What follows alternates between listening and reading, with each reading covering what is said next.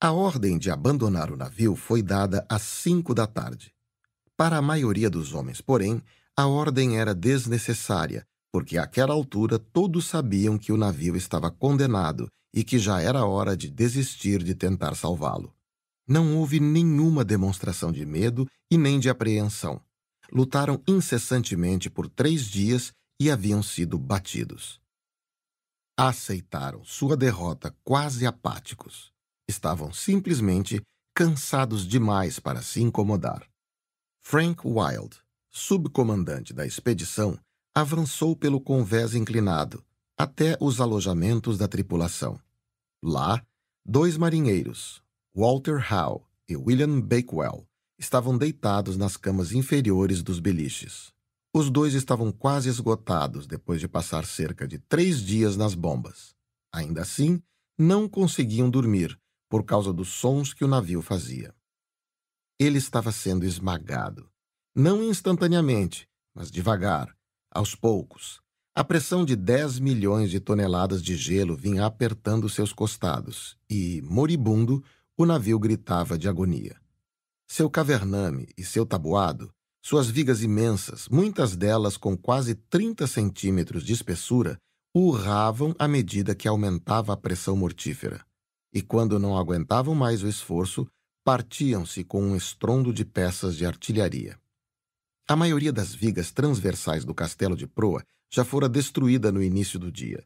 O convés ficara numa posição inclinada e mudava lentamente de posição, subindo e descendo à medida que a pressão aumentava ou diminuía. Wild enfiou a cabeça no alojamento da tripulação e disse em voz baixa: "Está acabado, rapazes. Acho que está na hora de desembarcar." Howe e Bakewell se levantaram de suas camas, pegaram as 2 fronhas em que haviam guardado alguns pertences pessoais e saíram para o convés acompanhando Wild. Depois, Wild desceu até a pequena sala de máquinas do navio.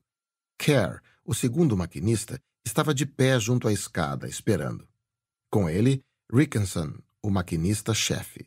Estavam lá havia quase 72 horas, mantendo as caldeiras acesas a fim de produzir vapor para operar as bombas da casa das máquinas. Durante aquele tempo, embora não tivessem condições de ver com os próprios olhos o gelo em movimento, de qualquer forma percebiam o que o gelo estava fazendo com o navio. Periodicamente, os lados do casco, embora tivessem 60 centímetros de espessura em quase toda a extensão, chegavam a sofrer um abaulamento de até 15 centímetros para dentro por efeito da pressão.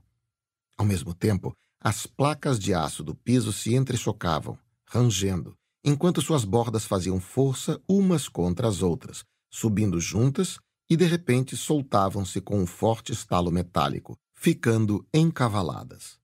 Wild não perdeu muito tempo. "Podem deixar o fogo apagar", disse. "Está acabado." Kerr fez um ar de alívio. Wild dirigiu-se à popa para o compartimento do eixo da hélice. Lá, McNish, o velho carpinteiro de bordo, e MacLeod, um marinheiro, estavam ocupados calafetando, com pedaços de cobertor, uma câmara estanque que McNish construíra na véspera.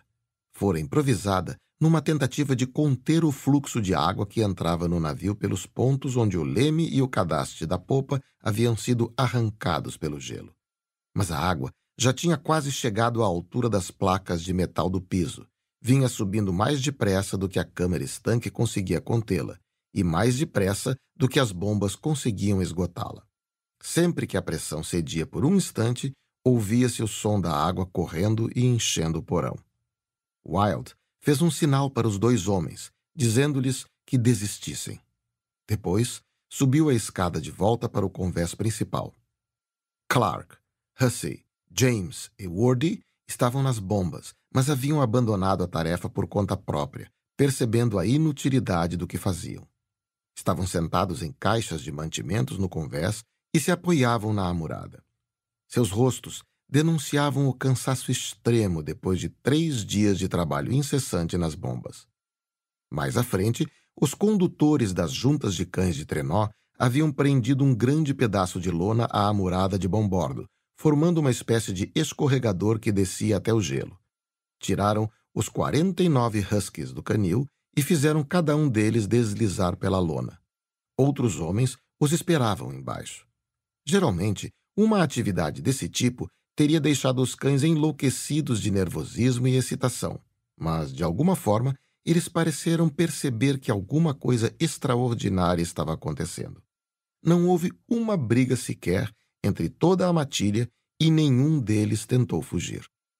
Era, talvez, a atitude dos homens. Trabalhavam com uma urgência deliberada, mal falando entre si. No entanto, não havia qualquer manifestação de alarme.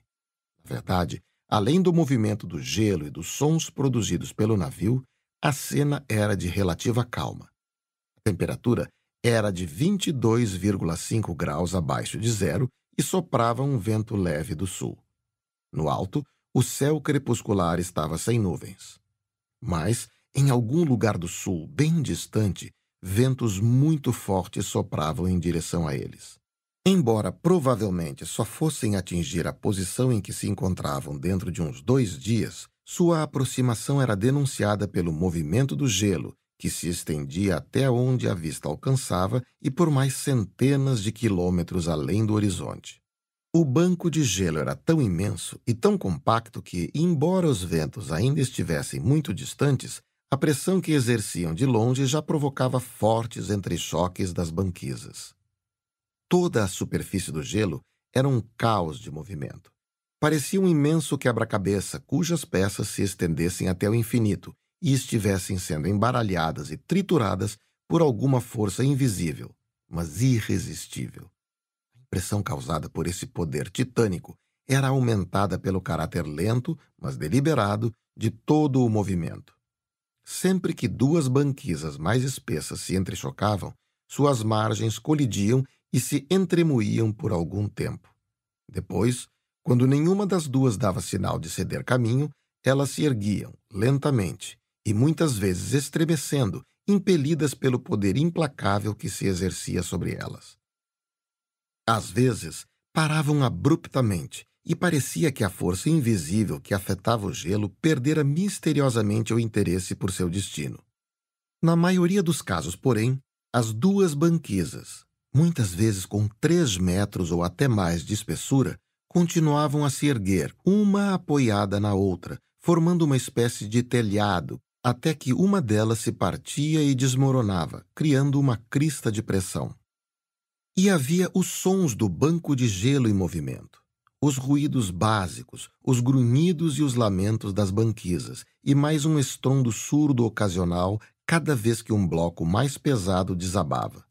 Mas, além disso, o vasto campo de gelo sob o efeito da pressão parecia ter um repertório quase ilimitado de outros sons, muitos dos quais, estranhamente, pareciam não ter qualquer relação com os sons produzidos pelo gelo ao ser pressionado. Às vezes, ouvia-se um som que lembrava um trem gigantesco que, com os eixos rangendo, estivesse sendo manobrado e trocado de linha, com muitos solavancos e entrechoques de peças móveis de metal. Ao mesmo tempo, escutava-se o som do apito de um navio imenso, misturado ao canto de galos, ao rumor distante de ondas arrebentando, à pulsação abafada de um motor muito distante e aos gemidos inconsoláveis e chorosos de uma velha. Nos raros períodos de calma, quando o movimento do campo de gelo cessava por algum tempo, o ar era tomado pelo rufar abafado de tambores. Nesse universo de gelo, o movimento era maior e a pressão mais intensa justamente nas banquisas que estavam atacando o navio, cuja posição não poderia ser pior. Uma banquisa estava solidamente aferrada em sua proa, a estibordo, e outra o prendia do mesmo lado, pela popa. Uma terceira banquisa, do outro lado, atravessara totalmente seu costado de bombordo. Desse modo, o gelo estava tentando partir o navio ao meio, diretamente à meia nau.